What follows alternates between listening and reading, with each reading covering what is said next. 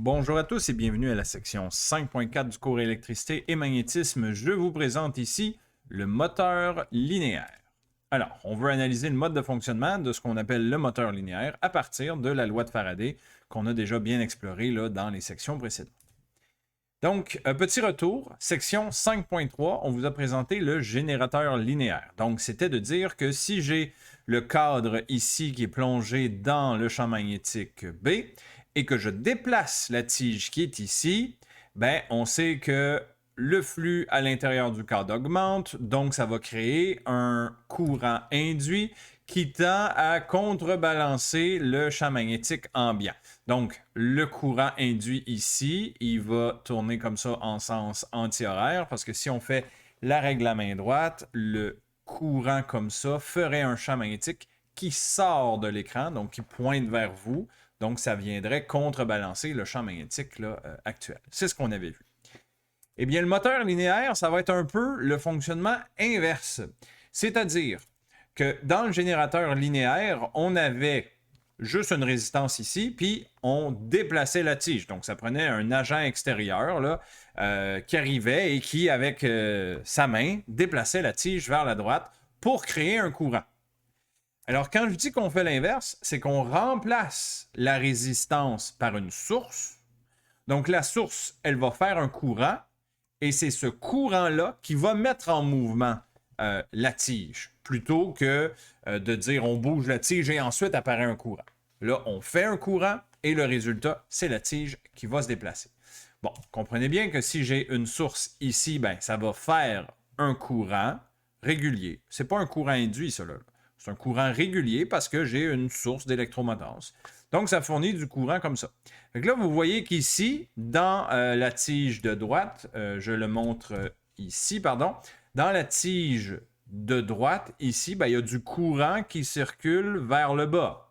Donc, vous savez que quand il y a du courant qui circule dans une tige qui baigne dans un champ magnétique, ben, la tige va subir une force magnétique donnée par la règle à main droite. Donc, cette tige-là subit un courant vers le bas, règle à main droite, on met les doigts dans la direction du courant, donc vers le bas, et on ferme les doigts dans la direction du champ magnétique, donc pour que ça rentre dans l'écran, votre pouce devrait pointer vers la droite. Donc, ça, c'est la force magnétique qui apparaît sur la tige à cause du courant qui circule. Donc, s'il y a une force qui apparaît comme ça vers la droite, ben là, vous comprenez que la tige va commencer à accélérer vers la droite. OK? Si elle accélère vers la droite, qu'est-ce que ça va faire? Ben, ça va augmenter le flux à l'intérieur du cadre, hein, parce qu'on augmente l'air à l'intérieur. Donc, c'est ce qu'on explique ici.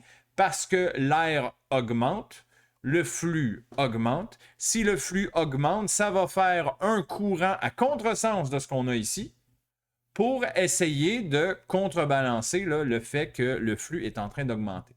Fait que ça ferait un courant induit ici qui circule en sens anti-horaire. Pourquoi anti-horaire? Ben, c'est parce que si on fait la règle à main droite avec du courant qui circule en sens anti-horaire, le pouce pointe hors de l'écran. Donc, c'est un champ magnétique qui viendrait contrebalancer le champ magnétique existant. Une autre façon de le voir, à la place de passer par la règle à main droite, si vous n'aimez pas ça, ben, c'est de comprendre que c'est comme s'il y avait une source induite. Donc, vous voyez la source d'électromotance induite qui apparaît à contresens du courant qui était déjà présent à cause de la première source. Et donc là, ce qui va se passer, c'est qu'il va y avoir un certain équilibre éventuellement qui va s'appliquer. Parce que la première force magnétique que j'avais tracée ici, c'est la force magnétique créée par la source ici du départ qui fait un courant. La deuxième force, celle-là ici qui pointe vers la gauche, ben, c'est la force induite du fait qu'il y a un deuxième courant. La source d'électromotance induite ici va créer un courant, si vous voulez, comme ça, en sens anti-horaire. Et donc, s'il y a un courant qui circule vers le haut dans la tige, ça, c'est mon courant induit, celui-là. Là.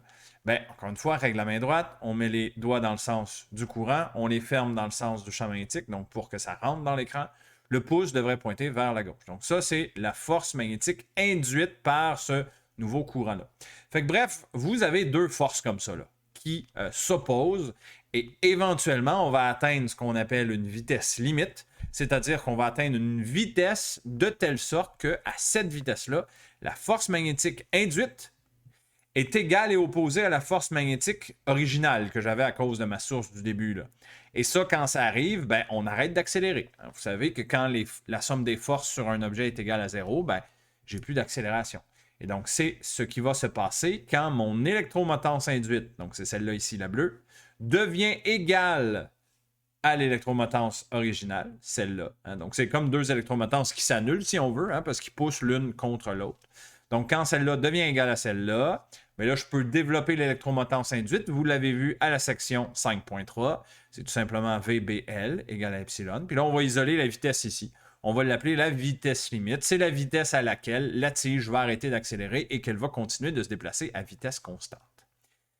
Donc, on envoie BL du côté droit. Là, donc, c'est juste ça, finalement, ma petite équation. Alors, allons-y avec un exemple. On a un moteur linéaire ici qui est alimenté par une pile de 12 volts. La tige en jaune ici a une longueur de 0,4 mètres, une masse de 0,2 kg et une résistance de 3 ohms. Le reste du circuit a une résistance négligeable. Donc, ce qui est en gris ici, on peut supposer qu'il n'y a comme pas de résistance. Un champ magnétique uniforme de 0,5 Tesla entre dans le plan du schéma, comme on peut voir sur le schéma. On néglige tout frottement et toute force gravitationnelle. Donc, deux petites questions. Première question, on désire déterminer le module de l'accélération de la tige en jaune au moment où on la lâche. Donc, au tout début, il n'y a pas de vitesse. Fait que s'il n'y a pas de vitesse, ça veut dire qu'il n'y a pas d'électromotance induite. Pas encore, du moins. Okay? Fait qu'on va aller voir comment on résout ça. Et en B, quel sera le module de la vitesse limite de la tige? Donc ça, évidemment, la vitesse limite, ça va prendre un peu de temps. Hein? C'est pas immédiat que la tige atteint sa vitesse limite. Non, parce qu'au début, la tige est arrêtée, elle va subir une force magnétique vers la droite, elle va se mettre à accélérer et éventuellement, elle aura atteint la vitesse limite que nous pourrons calculer en B. OK. Donc en A, au moment où on la lâche, on n'a pas encore de vitesse. Fait que si je n'ai pas encore de vitesse, la seule force magnétique qui va apparaître ici, c'est la force magnétique qui est due au courant initial qui passe à travers la tige vers le bas. Et donc, pour trouver cette force-là, on a tout d'abord besoin du courant qui circule dans la tige. On connaît la différence de potentiel de la source, on connaît la résistance de la tige, fait qu'il me reste juste comme inconnu le courant qui circule dans la tige. Donc, j'isole ici le courant, ça me donne 4 ampères. Parfait. Ensuite, ma force magnétique qui passe dans la tige, ben, c'est la seule, hein, parce que on a dit qu'on négligeait toutes les autres possibles forces. Là. Donc, somme des forces, c'est juste la force magnétique. Il faut que ce soit égal à la masse fois son accélération. La force magnétique, on l'a vu dans le chapitre 4. Donc, c'est ILB sin de θ. Où est-ce que θ, c'est l'angle entre le courant et le champ magnétique. Donc, ça va être 90 degrés ici parce que le courant, il est en Y négatif. Hein, il pointe vers le bas. Tandis que le champ magnétique pointe en Z négatif. Donc, c'est à 90 degrés, ça, par rapport à l'axe Y négatif. Donc, j'ai toutes les valeurs. J'ai mon courant I que je viens de trouver. La longueur de ma tige, c'est 0,4. Mon champ magnétique, c'est 0,5. Mon angle, c'est 90. Masse de 0,2. On isole l'accélération. Et voilà, 4 mètres par seconde carré. Après ça, éventuellement, ma tige va accélérer vers la droite. Elle va atteindre la vitesse limite. Puis ça, je vous l'avais dit, la vitesse limite est atteinte quand l'électromotance initiale devient égale à l'électromotance induite. Hein. Dans le fond, l'électromotance de base, elle ne change pas. Là. Elle vaut tout le temps 12 volts. C'est elle ici qui va grandir au fur et à mesure que la tige accélère. Elle va de plus en plus vite jusqu'à temps qu'on arrive à une électromotance induite égale à l'électromotance initiale. Là, à ce moment-là, on arrête d'accélérer. Puis on se déplace à vitesse constante.